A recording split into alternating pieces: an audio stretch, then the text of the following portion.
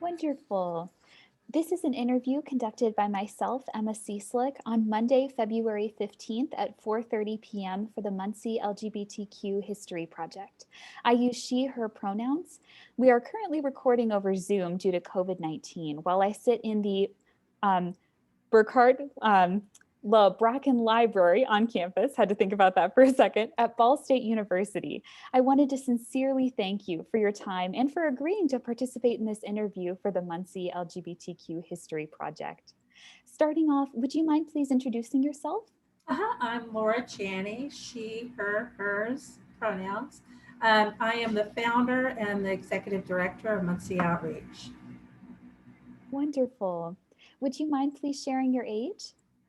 No, I do mind. No, I'm going to be 60 in March. Sometimes I lie about that. So That's very exciting. And going along with that, when and where were you born? I'm from Muncie. I've been in here all my life, and that's about it. So Wonderful. Where, and I know you mentioned that you grew up in Muncie. Can you tell me a little bit more about your family of origin? Sure. I was raised on the south side of Muncie. I'm a South Sider, went to Southside High School. I have two siblings, and well, actually, I have four siblings. My father remarried, and I call it a midlife crisis. He had a midlife crisis, and I've got a very young sister and brother. And I worked in a factory. I worked at Borg Warner for 26 years. And then I lost my job, so they moved it to Mexico, and I went back to school and became a mortician. And then I founded Muncie Outreach. That's wonderful. And I know you mentioned your family members. Are there any particular relationships that were very important and have shaped your life thus far? I would say my son, he is why I started Muncie Outreach. I have a gay kid. So yeah, he's shaped my life in tremendous ways. That's wonderful. And I know that you had mentioned that this was how Muncie Outreach started. Would you mind sharing more about what led to the development of that organization? Sure. We realized my kid was gay when he was 12, and he was feeling isolated, and he felt like he was all alone. And so, to help him feel less isolated and find his tribe, my husband and I would drive him to Indianapolis every Friday to IYG, Indiana Youth Group. And we would leave him there so he could make friends, and we could really see the difference in him. It changed his confidence, and it really helped him a lot to find peers.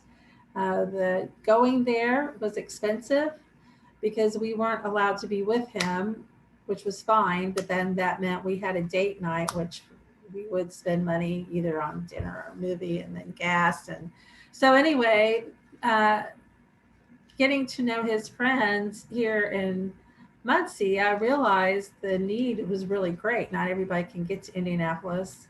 And there's a lot of kids who feel the same way he was feeling. They feel isolated. So we decided to start a group here. That's wonderful. And I was curious, what motivated you to start a group here? I know you mentioned your son and your relationship. What about the community motivated you to create a safe space here in Muncie? Well, actually, at the time, I was attending the Unitarian Church, and they had an intern minister there named Mary, and she also has a gay kid. And she said to me, the last church I was at, they had a youth group for gay kids. Why isn't that happening here? And I was like, well, why isn't that happening here? So it was myself and several other church members decided to get it going. Wonderful. What was Mary's last name? Good question. I knew it till you asked me. I can't remember off the top of my head. So No worries. I was curious, when was Muncie Outreach founded? in 2012, Wonderful. And where, I know you mentioned that it was an intern from the Unitarian Church. Where was she from?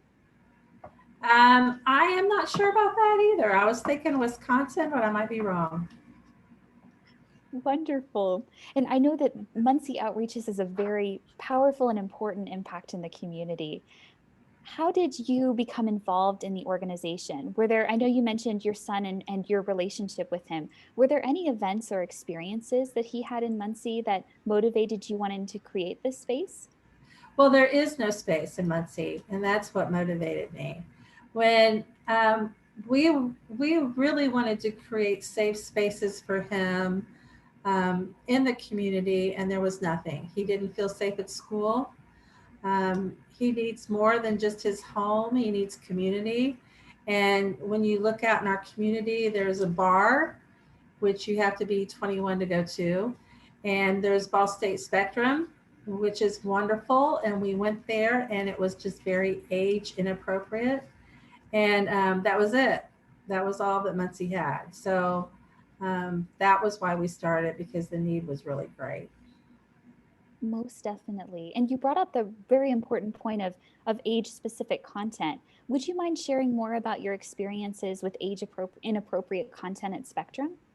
Well, we, my son and my husband, we took our son to Spectrum.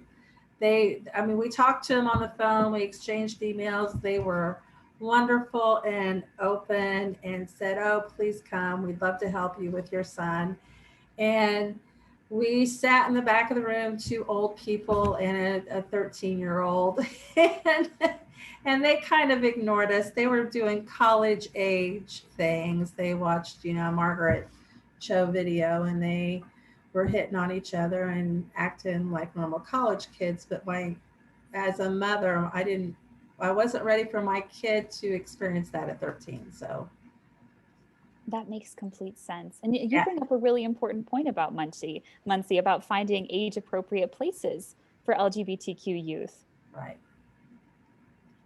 And going along with that, who has been all involved in Muncie Outreach? I know you mentioned yourself and several other members of the Unitarian Church. Were there any other members very significant in its development? Oh, I've had so many. It's crazy. We have just had a lot of people drawn to us and our cause. Right now, we have a great board, and there's been people with me like from almost the beginning. Brett Ellison is one, and Kim McKenzie is another. And there's just been people that are attracted and passionate about our cause. Most definitely. And I know you mentioned your son as well. Were there any other, I know you mentioned he was from the community and he attended Muncie schools. Were there anybody from educational centers or from other education avenues that were involved in Muncie outreach outside of the Unitarian Church? Um, no, not really. In the beginning, we had trouble getting into the schools. Um, when we started in 2012, we approached Muncie Central, and the administrator that we talked to at the time, and they're not there anymore, but they let us know that they didn't have any gay kids and there was no need for us to put up flyers or let people know we exist. And now we can get into schools when we're invited, like Central has a GSA now, which they didn't have before. Yorktown has one now. So they will invite us in so we can go in and let the kids be aware that we exist. That's wonderful. And how did people hear about outreach in order to join it? It's all word of mouth and Facebook, and that's about it. We go out and we table a lot. Like you'll find us at the fairgrounds or Washington Street Festival, places like that. We'll have a booth. Yes. And I was curious, I know you mentioned the schools. What do you think motivated the change that you've seen in schools today in creating more organizations and safe spaces? Well, there are some great affirming teachers out there, but the kids are really motivated too. Um, it seems to me like kids have more language now and they have more power and ability than they used to. So they want the spaces, so they help create them. Yes, and I know you mentioned language. Would you mind speaking more to what role language plays in Muncie outreach? I know you introduced yourself with pronouns. Language plays a huge role, and I'm learning as a 60-year-old woman. I am still learning, and the kids teach me still a lot because language changes all the time. Um, what existed when, now did not exist when I was younger. You know, the all the terms, the labels, um, there was just being gay when I was younger, and now there's a whole alphabet soup of LGBTQ, and the kids are more tuned into mental health than what they used to be. About, you know, they have anxiety and they have depression, and they're able to say that and talk about it. And when I was younger, that just didn't happen. You were, you know, you got out of bed and you went to school, and that was it. So I think with their ability to advocate for themselves makes a whole big difference. Whole big difference. Yes. And I'm curious with that, have you seen a change in how people identify since when you started outreach? Oh, definitely. Definitely. When we started, we were all gay boys, and that was about it. And now we are a mixture of kids who are um, gender fluid or transgender. And we have a lot of kids who are asexual, which to me is very brave to come out in a world where people are pressured to be sexual or pressured to be sexy. To come out as a teenager as asexual is just so remarkable to me and brave. So we have a big variety of kids right now, and they're all trying on different labels and trying to see what works for them, trying to find a good fit. That's wonderful. And I know you mentioned different labels and different identities. Do different sorts of members need different types of supports?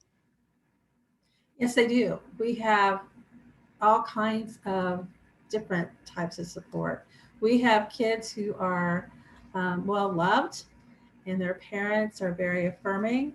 We have kids who are whose parents are not affirming, and we have kids whose parents are so unaffirming that they have become homeless. Um, and education is vital because if you, just like kids with binders, um, if you don't have the correct information, you could break a rib or really hurt yourself. So they don't, that's not something you're going to a teacher and ask, and you're not asking your mom about. So there's different education levels that we have to look at for each kid. Yes. And this was a question for myself. Can you define binders for people who don't know? Uh-huh.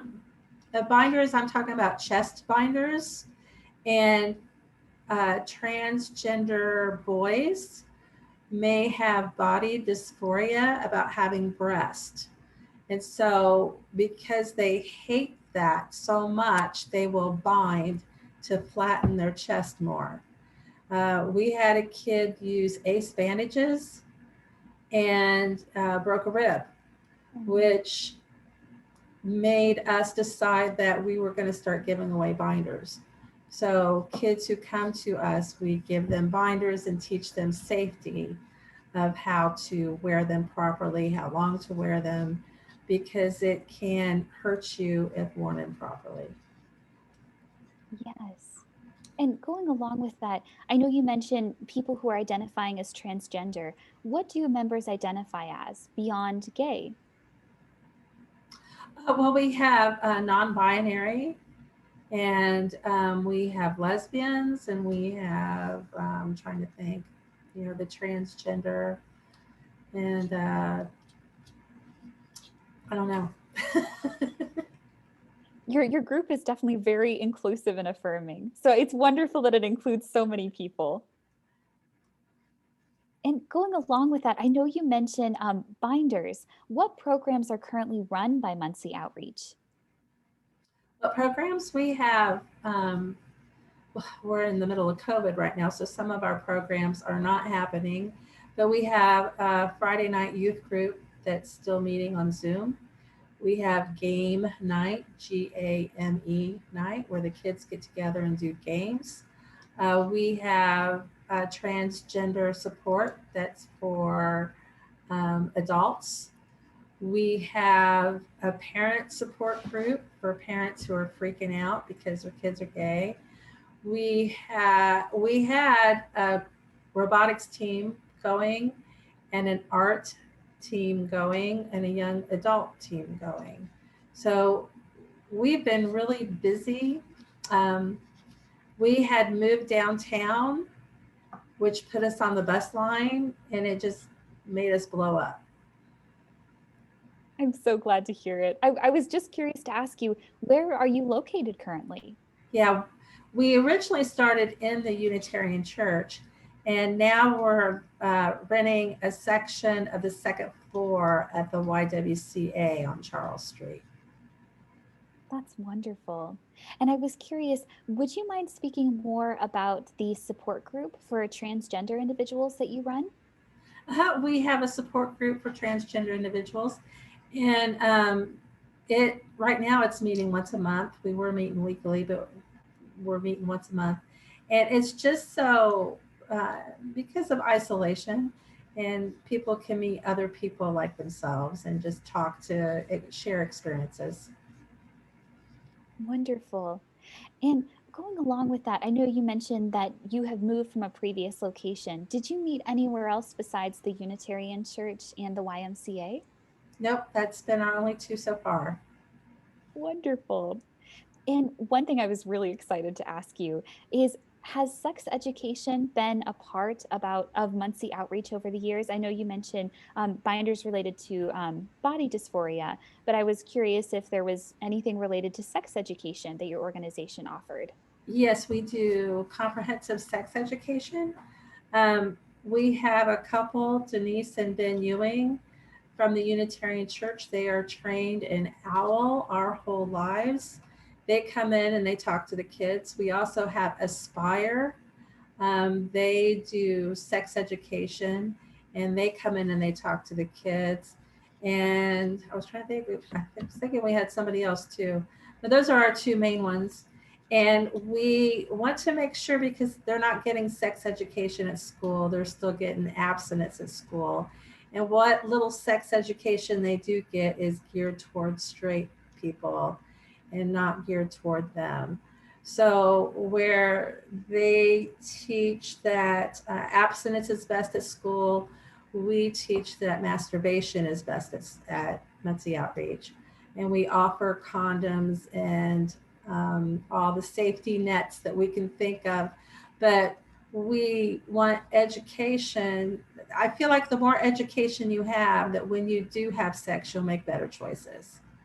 So our goal is not to encourage sex, but to be realistic that they're going to have sex, and we want them to have all the knowledge and the power that they have over their bodies before they take that leap. That's a wonderful program.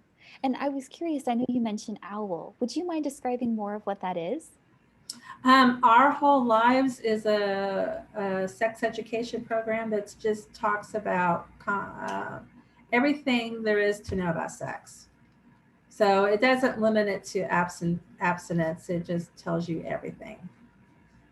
That's wonderful. And I was curious, I've heard of OWL before. Is it tailored for specific age groups? Yes, they have different age groups for, so you get the right information. You don't want to go overboard with a young one, but kids need to learn early about sex. They need to know age appropriate things. Most definitely. And I know you mentioned the topic of binders as well. How do you incorporate physical health and education into your programming at Muncie Outreach? Um, well, it's talked about a lot because at that age that we're dealing with, they're all hormonal and they're all a little crazy and a little drama. So, and they're really don't have filters. So they will come in and just tell you anything, which really helps us a lot. We're thankful that they do that because it lets us know what they're feeling and what they're going through. And it also helps us, guides us, because we go with them. You know, whatever topics they bring up, whatever they're going through, that is where that's where we land. We want to make it where what's needed and what's important and what they have questions about. Most definitely. And your work is so important in the community. And going along with that, I know you mentioned before the parents group. And I know there have been multiple organizations with PFLAG, but what you do is very important in supporting parents that are dealing with new information that's coming to them about their children and children coming out. Would you mind speaking more about that group? Sure. When we realized that my kid was gay, um, we were not prepared for it, even though it was right in front of us. And my husband was even less prepared for it than I was. So we didn't want to talk to people we knew because my kid was 12 and I felt like I needed to keep him safe. I was worried. So we went to PFLAG in Indianapolis, which is Parents and Friends of Lesbians and Gays.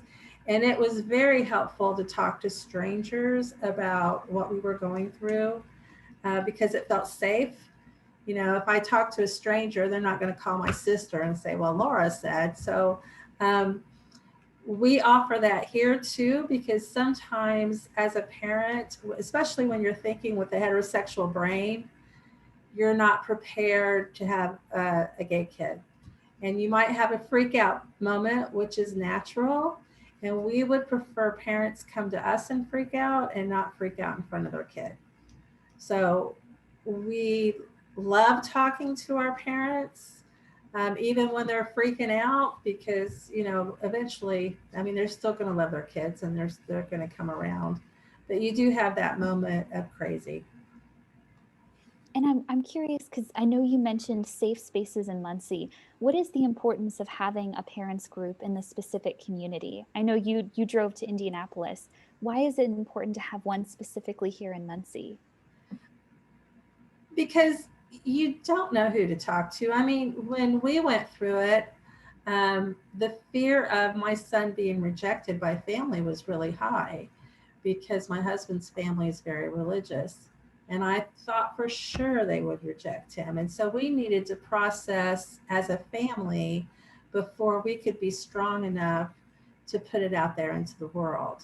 So, and you can't process things by yourself because living in your own head is not the answer. You need other people to say, you know, calm down, you're being stupid, or or have you looked at it this way, or you know, what does this mean to you? Because sometimes other people putting questions to you get you out of your mindset and the way you're thinking. Most definitely. And I know you mentioned as well about the organization that you have a youth group, a support group for individuals that have come out themselves and are navigating that path. Would you mind speaking more about what resources are available to those individuals? At the youth group, At the youth group, yes. yeah, we have anything they need. We do food, we do binders. If we see a need, it's going to show up. If I see a kid with holes in his shoes, then amazingly, shoes get donated. People are generous. We get clothes donated all the time, kitchenwares. We've had the need for beds. We've got kids without beds. So if we see a need, we're going to try and fill it. But Friday nights are usually meant for them to come and be themselves. And they usually do check ins where they talk about their week. We usually feed them. The biggest majority of our kids are food insecure. And then we do some type of programming, whether they do karaoke for fun, or we do something educational, or we trick them and tell them we're doing karaoke so we can get that education in there. So we've had to do that too. But And I know you do important work. That was my next question. Was how is Muncie Outreach also tackling food insecurity among LGBTQ young people? I know you incorporate that into your programming. We do. We have a meal. We call it family dinner. Uh, After they check in, they eat, they sit down, and and talk with each other, and then we pack all that up and we send it home with them. And we also have a food pantry in our space where people donate cans and boxes, and we have hygiene products and soap and shampoo, things that food stamps don't buy. And we keep that there, and they are welcome to take from that anytime they want. Yes. And I know you mentioned that some individuals have sadly and unfortunately become homeless because of their relationship with their family members. How do you help them in that situation? It's really difficult. Um, we try desperately to work with them. I mean, if you're over 18, it's easier because you can go into a shelter. The YWCA is the only shelter I'm aware of in Indiana that will take trans women. And then we are really lucky in this community that we have Bridges Community Services that will take in gay individuals. And we are very lucky too that we have a Better Way who takes in anybody. You can be a trans man and they will take you in if you're experiencing domestic violence. Not all cities are that gay friendly. So to have that is really wonderful. And if you're homeless and under 18, it is awful. It is really a rough way to go. So because we're mandatory reporters. We have to report a minor, and sometimes that puts them back into a home where they are accused of running away instead of being kicked out. And then after the child development or child services looks away, the parent kicks them back out. So then you have to kind of just make sure they've got a good couch to sleep on, that they're safe somewhere. So it's really difficult too because they know that they'll get reported, so they may not always be honest about what's going on. And none of the kids like the term homeless, so they will tell you, you know, I'm sleeping on so and so's couch, or I'm staying with this person. But yeah, it's really difficult to be a minor and be homeless. And that brought up my next question as well. Is I knew you probably have really good insight to speak to this. I know you mentioned several homeless shelters and support shelters throughout Muncie. Are all shelters that you see in Muncie LGBTQ plus friendly? Are there any? Yeah, would you mind speaking more to that and your own experiences? Yeah, not most, a lot of organizations that help people in need are Christian based. Muncie Mission is one of them, and they are not gay friendly or gay affirming. So Muncie Mission, from what I'm told from our people who have been through there, they want you to accept Jesus, and they also want you to change your lifestyle, or they will kick you out. So it makes it difficult when you identify as gay to be there if they let you stay. But then we have Bridges who doesn't. They just want to see you sheltered. So, I'm very thankful we have bridges in the community. oh, me too. They do such great work. Yes, and I was curious. I know you mentioned that you brought your son to Indianapolis to make friends and relationships with people that were just like him. How does Muncie Outreach facilitate and help lead to creations of friendships? Well, I think, well, they come and they meet people, and we also have private Facebook groups and different ways. You know, we also do lots of um, social things. We have 2 dances a year, and we take the kids to Pride every year. So there's different things that they can do to become friends. Would you mind speaking more about the 2 dances? Sure. We have an October dance for Halloween every year, and then we have a prom. Um, I was really anti proms growing up all my life, and then I got talked into having a prom, and now I'm in love with them. Um, but all my life I thought they were kind of a waste of money and waste of time. But we had a prom. We had a mom come to us, Wanda, and her son was denied the right to go to a prom because he was going with another boy.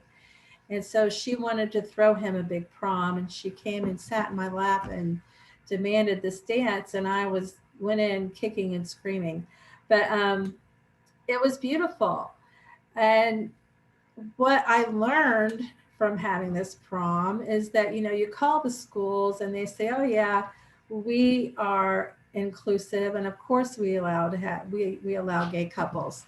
But the reality is that your parent teacher association runs the proms, and the moms are the ones selling the tickets. So if a kid walks up and wants a ticket and that mom is anti-gay, she'll tell you no.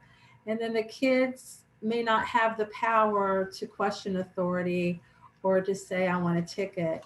Or if the kids are at the dance and they're slow dancing, a parent may come up and separate them, which they wouldn't do to a heterosexual couple.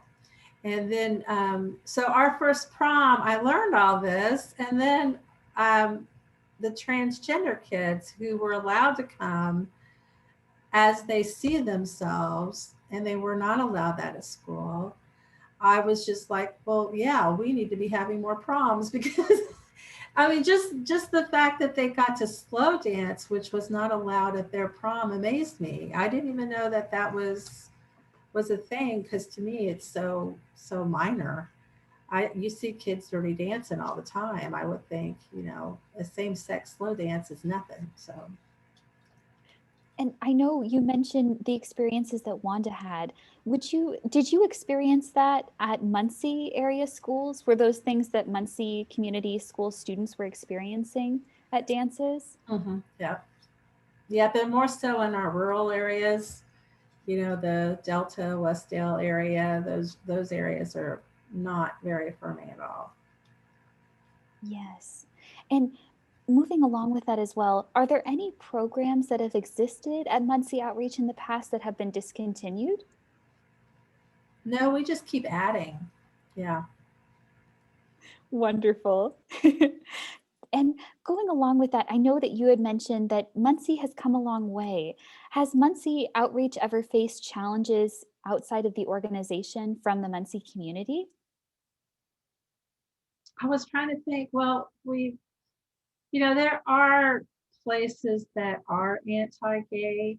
We had a yogurt shop in the village for a while. I think he's out of business now. And different businesses that will not work with us, but we just don't concentrate on that because that's not what our goal is, to work with the kids. And I think if you get consumed with the haters, then it takes away from the goal. We just know who they are and we stay away from them. We don't try to fight it.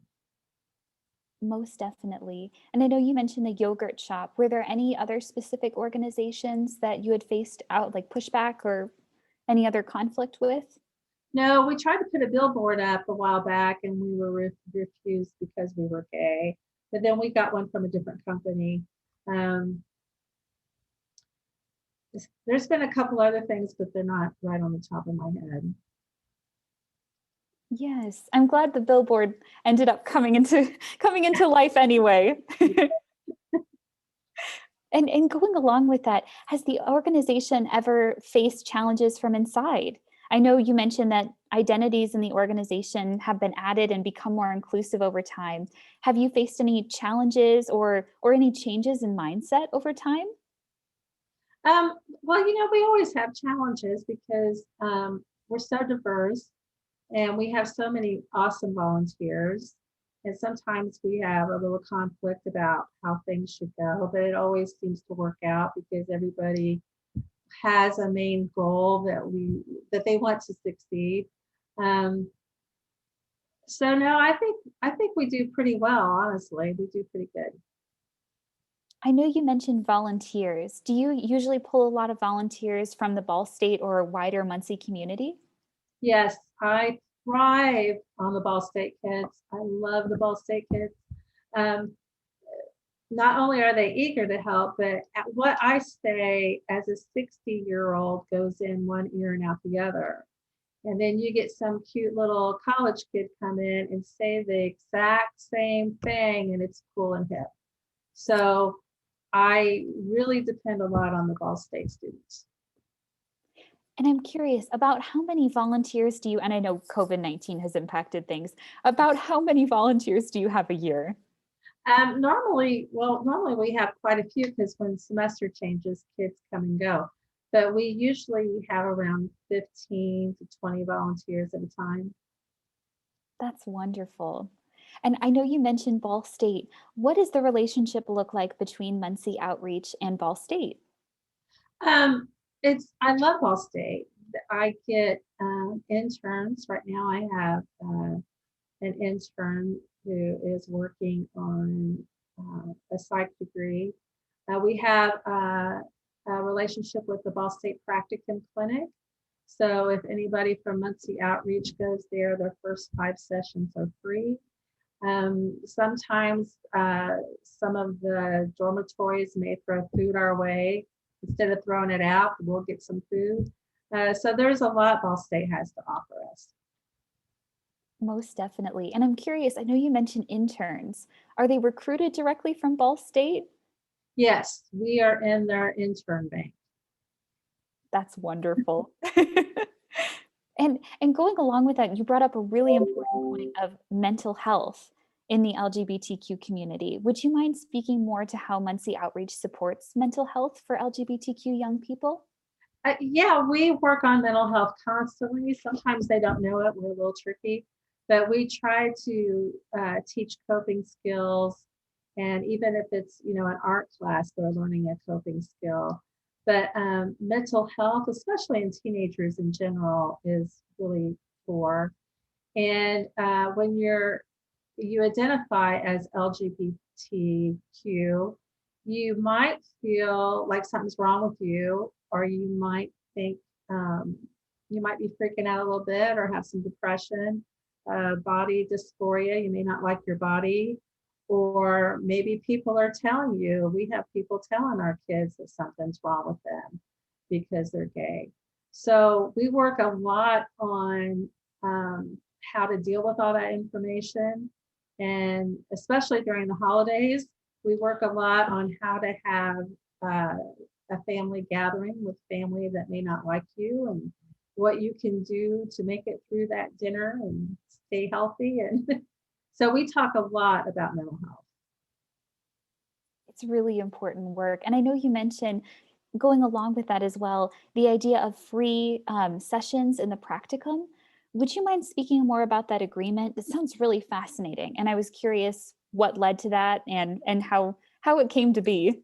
Oh yeah, they do that too with other organizations, but we have worked with different people through the practicum clinic since we got started. We've had youth come in, or they have come in order to complete a class, or to get class credit. They have to do some type of presentation. So they'll come into Muncie Outreach and do that presentation.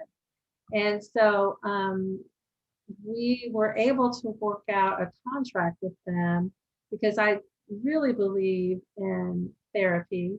And I'm amazed at how many people don't go to therapy. I think everybody should go to therapy. And trying to get the kids in there, we were trying to think of doing a pizza party at the practicum clinic, because it seems to me if you offer food, the kids show up. And trying to figure out ways to get them to be comfortable there. So having free sessions, because I think when you hear free, it's a little bit more tempting. You feel like you have less to lose. And then my goal is to get them in there for free, and then they can find out that they really like it and they need to be there. Most definitely. And I was curious, I know that many people come from the Muncie community. Do you have Ball State students that are part of Muncie Outreach? Yeah, as volunteers usually. Yeah. Wonderful. And going along with that, what would you say are the long-term impacts of Muncie outreach on the Muncie community, as you've seen since it was founded? Um, I think as more and more people become aware of us, that it will normalize that people are gay here. I think people reach out to be educated, they reach out for help. Um, I just think it helps Muncie to have a gay presence, um, because it looks like we have diversity. Well, we do have diversity, but we're naming that diversity Muncie Outreach. And I just think it helps in general for the whole community for us to be there. Most definitely. And going along with that, what are the biggest successes that Muncie Outreach has experienced? I know you've been around for a long time, but I was wondering if there were any experiences or moments that really spoke to you about the organization's impact. Well, for me, it's just the impact of the kids. Every time I deal with kids that come in with a crisis and then they do okay, or the kids that are brave enough to act out on something. We had a kid at Yorktown that started the GSA and came and worked with Yorktown to create a back room that was gender neutral. Um, I had a kid that came into me at the age of 13 after a suicide attempt. And the only thing he wanted from us was to know he was going to live to be 21. And just by spending time with other people like himself, I mean, we didn't work any magic, we didn't do anything, but just by being there, you could see the change in him. Now he's planning for college and he's making plans for the future. So I just think it helps tremendously just to find people like you. Most definitely. And I know you mentioned many people are involved. About how many individuals are involved in Muncie Outreach as a whole, as participants in the youth group and the transgender support group and the parents group? I don't know. A lot. We had, I think we had 360 kids come through last year. Whoa. And then parent wise is smaller. We probably had 15 to 20 come through. So the transgender group, we've had 60 come through in the last 5 years. And then all the people that help make us, we have 12 people on our board, and we have volunteers, and we have the outside support of the YWCA and A Better Way, and we there's a huge village that creates Muncie Outreach. That's wonderful. And I was curious to ask you about the board as well. Who all makes up the board? Is it parent individuals or certain sponsors from the community? It is just people who are passionate about us. So um, we have seeked out a few people, but mainly they come to us with wanting to help.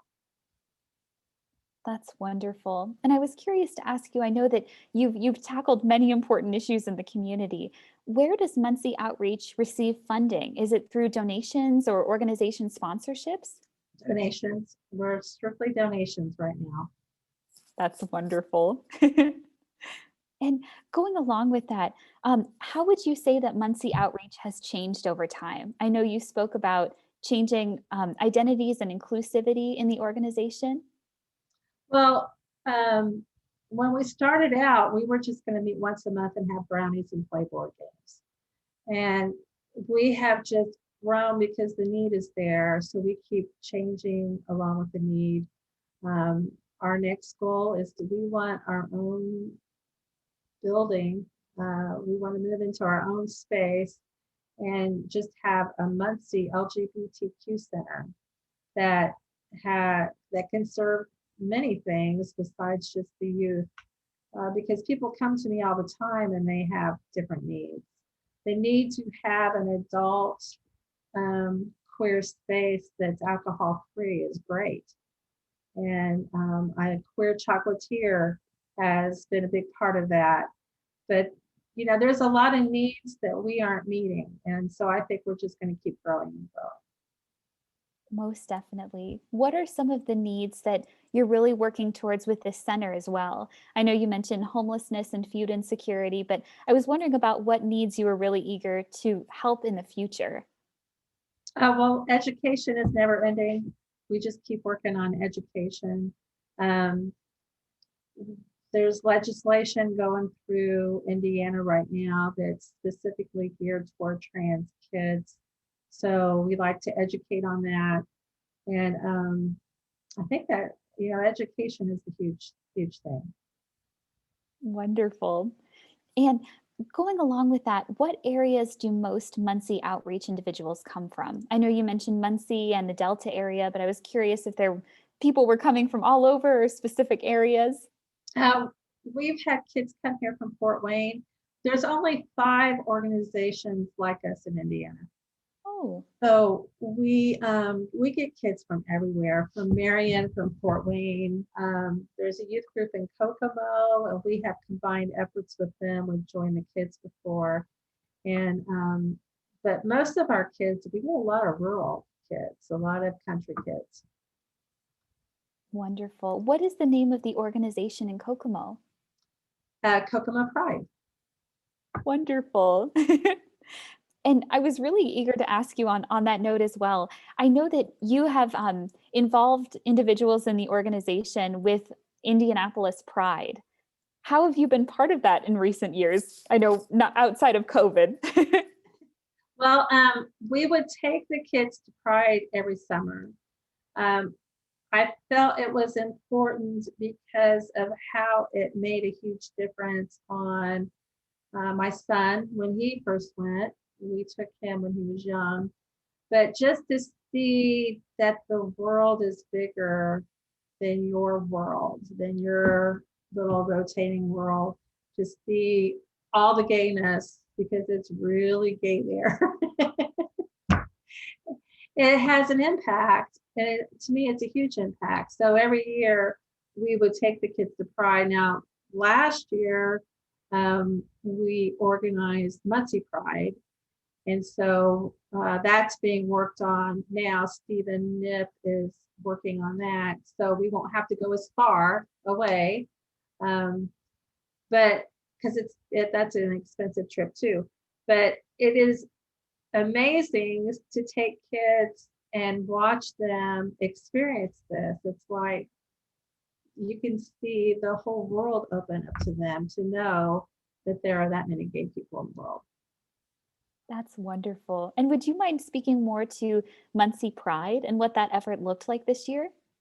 Well, it was I had a bad word for it, but COVID really messed us up. We had planned on having an outdoor event in September, and it's going to be September every year.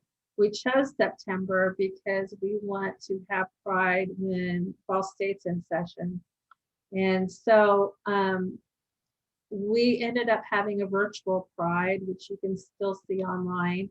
And this year we are going to try and do maybe a combination of both. We're going to see what it looks like in September, but we're hoping to have something more in person, but probably not as gathered as what Pride usually looks like. But yeah, we were all set to have an outdoor Pride, and then COVID hit, and we had to really change gears quickly. What did that change look like? I know many people have been pivoting virtually, but I was curious how that shifted. Yeah, we went all virtual. We did different interviews. We had drag queens visiting the bars. We had drag queen story hour. We had some live performances.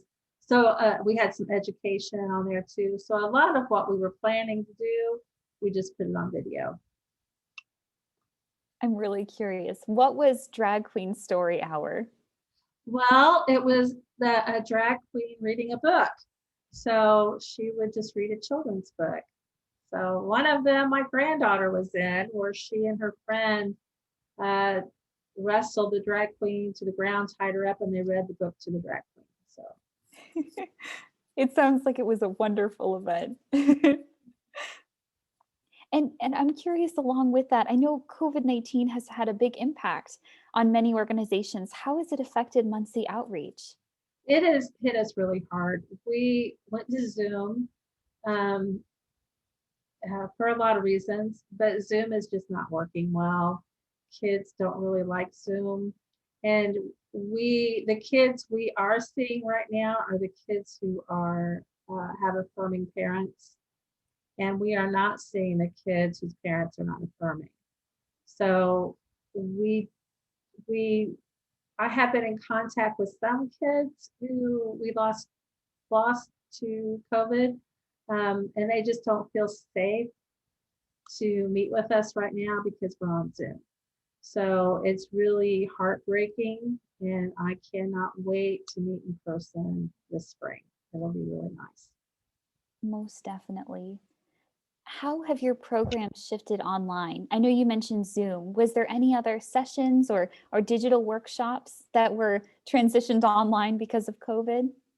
Um, well, we opted out of the robotics because we did our first year robotics, and the team won like 2 awards, and they were the only gay robotics team in the state of Indiana. So we were really excited to continue that. The kids were really excited, but we did not want to invest in that and not know that it was still going to happen. It wouldn't get canceled. There was so much unknown, and it's a little bit of an investment to do robotics. And then we lost our art group. Um, our director didn't want to continue on Zoom. And we also had another group we lost to COVID was our,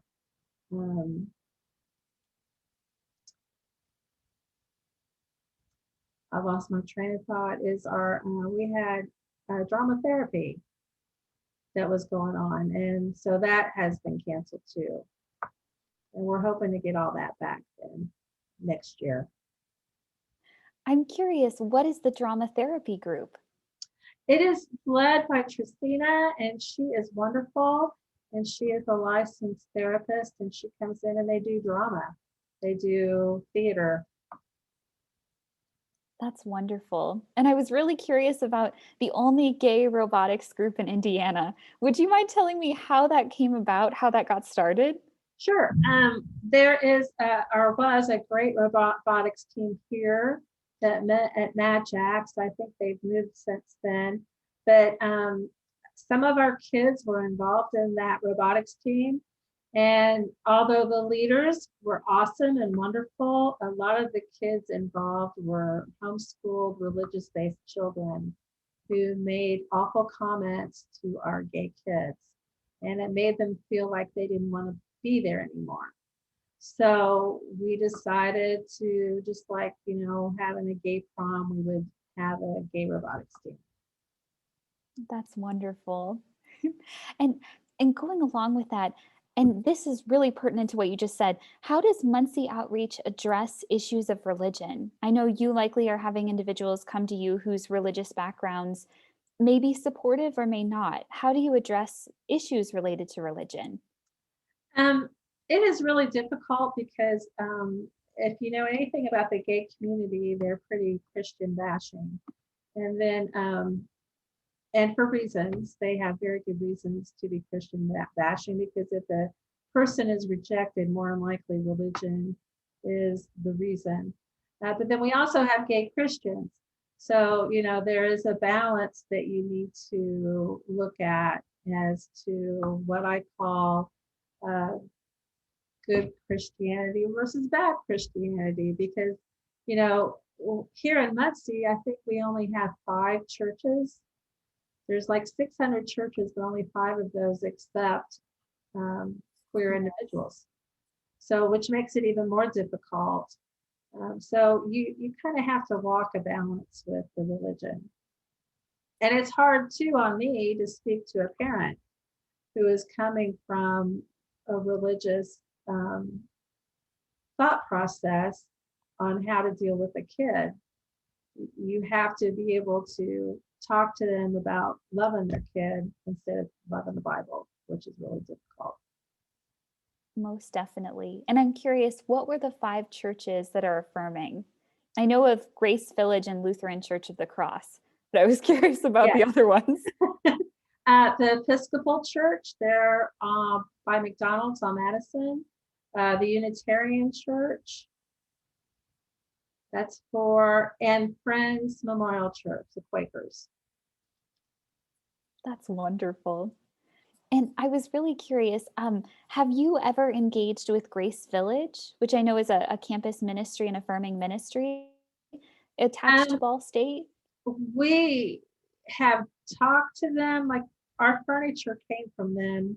When they moved out of their house, they gave us their furniture. Um, and we've had conversations, but Yes.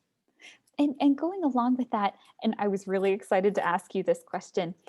Why do you see that Muncie outreach was needed in the community? What space has it filled that you've seen in Indianapolis or that you think is unique to Muncie? uh, I think anytime you can find your tribe, I think it helps you. And it doesn't matter, if you need a tribe of people who crochet, or if you need a tribe of people who collect coupons, or if you need a tribe of LGBTQ people, I think it goes a long way toward mental health. It really helps your mental health. I think it's very important. Most definitely. And I know you mentioned several other organizations. Are there any similar organizations that support LGBTQ young people in Muncie or in the surrounding Indiana areas? Not in Muncie. Our inspiration is, of course, the biggest group is Indiana Youth Group, IYG.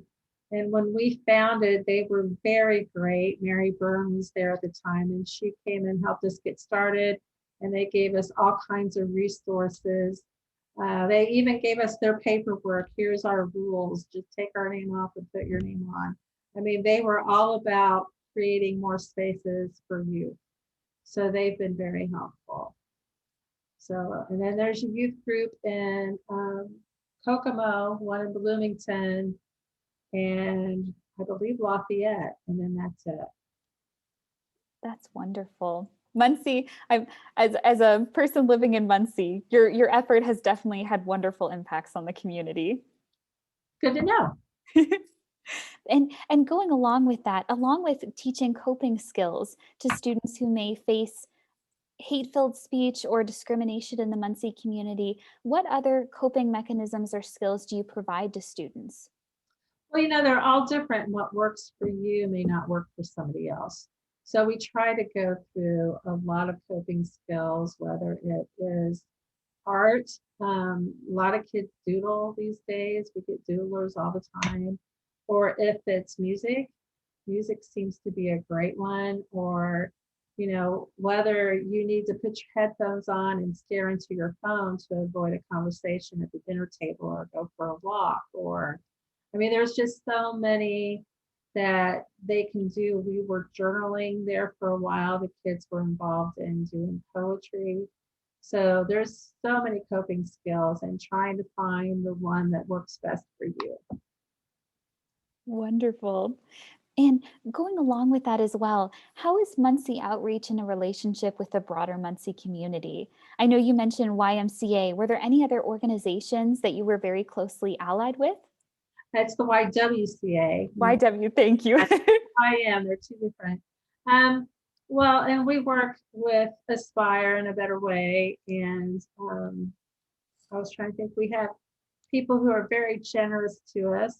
Oh yeah, Comics and Sea Salt and Cinnamon. Sea Salt and Cinnamon gives us cookies every single meeting. And we have a lot of people help us quite a bit. Most definitely. And I was curious, I know you've lived in Muncie your entire life. How have you seen LGBTQ visibility change over time? Well, considering how when I was in high school, there were no gay people. They were that closeted. Uh, the the worst thing ever when I was in high school was interracial couples. I mean, we had a interracial couple in my high school that people just gave them hell, and people weren't out openly. They were hiding in the closet very deeply. And now people are just out more. I mean, there are still people who are fearful to come out, but I think people being loud and proud has really helped change people's minds and hearts. Most definitely. And I was curious, what schools did you attend in Muncie growing up? I went to Southside High School. I'm a rebel. And going along with that, I was really curious in closing and looking back to what started Muncie Outreach. What were your son's experiences when he came out to the community? I know you mentioned some hesitancy about some conflict that might come with that.